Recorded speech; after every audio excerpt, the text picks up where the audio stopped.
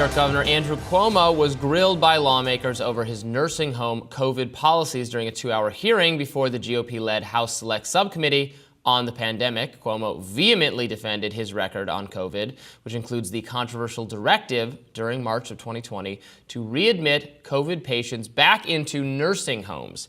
He also apologized to families impacted by COVID while blaming Donald Trump. Let's watch. Thank you. First, to the families of the victims here today and across the country, I am sorry for your loss, and I believe you are owed an apology because this country should have done better. There is no reason why we lost 1.2 million people, more than any country on the globe, when we have the most sophisticated medical system. This committee must deliver real answers so it never happens again, and I am here today to help in that mission. As you know, New York was hit first and worst by COVID through no fault of its own. I did daily briefings, and millions listened in because they because they needed information and guidance. And yes, I often vehemently disagreed with President Trump because from day one, he willfully deceived the American people, denying COVID's very real threat, telling us that it was like the flu, it would go away by Easter, it was a Democratic hoax, use Clorox. And his lies and denials delayed our response, let the virus spread, and this country never caught up. In a fiery exchange, Republican Representative Elise Stefanik questioned Cuomo about his $5 million book deal. Let's watch. My question to you is, when were you negotiating for your multi-million-dollar advance deal for your book as seniors were dying in nursing homes? That is the question in front of you. You can't make up facts, Congresswoman. You're the one making up facts. You're the one who undercounted nursing home deaths. You're the one who I want to ask right now. You apologize today, but there are families sitting here. I want you to turn around, look them in the eye, and apologize, which you have failed to do. Will you do it? This is not about political theater. It's no, this is about accountability. Why did 1.2 million Americans die? Why did more Americans die than any country on the globe? You're the former governor who's disgraced under oath. Why did you let the president lie to the people of the United States? This executive order was under your name. Marjorie Taylor Greene also took shots at Cuomo and his former aide in his administration, who was recently charged for actions that benefited the Chinese government. Are you either the dumbest tool of the Chinese government, or did you know for a fact that you were being used by the Chinese spy that was working for you? I've read a lot about you too, Congresswoman. I think this is a very serious matter. It is serious, that's right. She was a junior member in my team. I wouldn't recognize her if she was in this room today. But I think it is a serious matter. I don't think this was just in New York. I think there is an infiltration of Chinese, maybe Russian operatives. The Democrat Party's definitely had a problem with Chinese spies. Yes, you're right. Fiery indeed. So it looks like Andrew Cuomo was not having an enjoyable time there.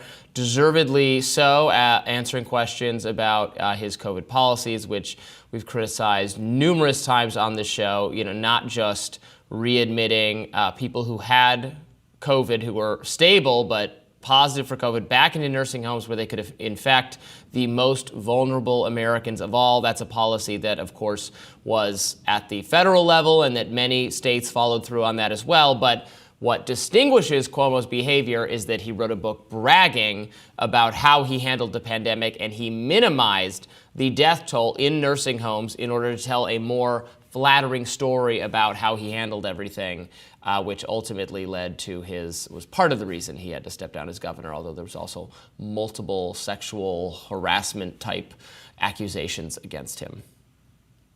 Right. I wonder if Cuomo's book has an accurate telling of events, or if it's a little bit more embellished, a little bit more of a personal narrative.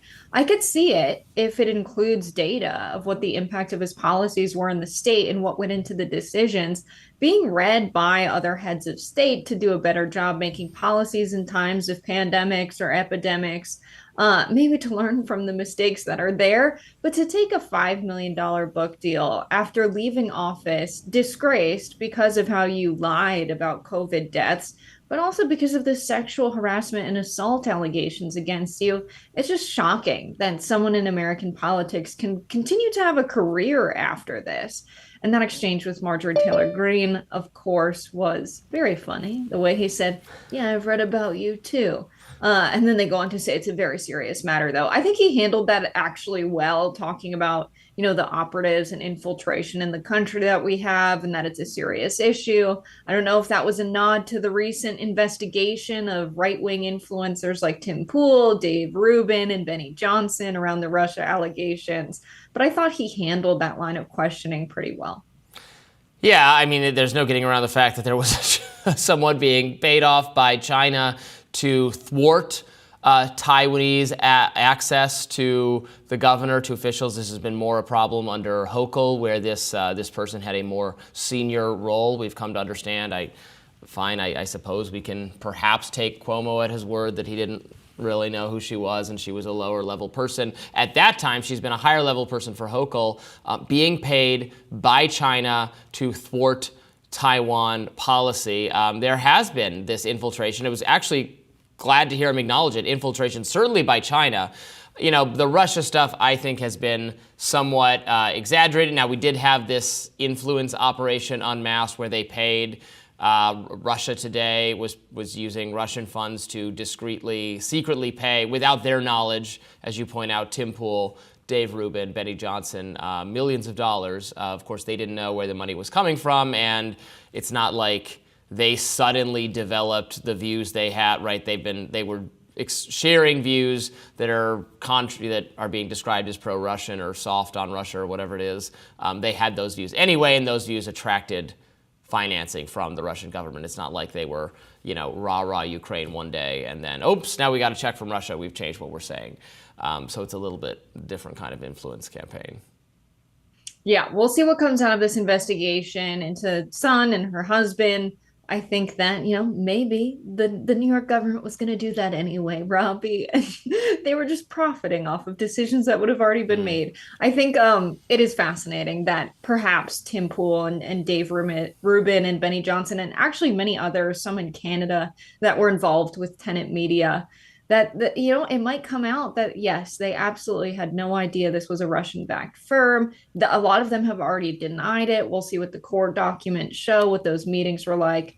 $100,000 is definitely not market rate for what they were up to.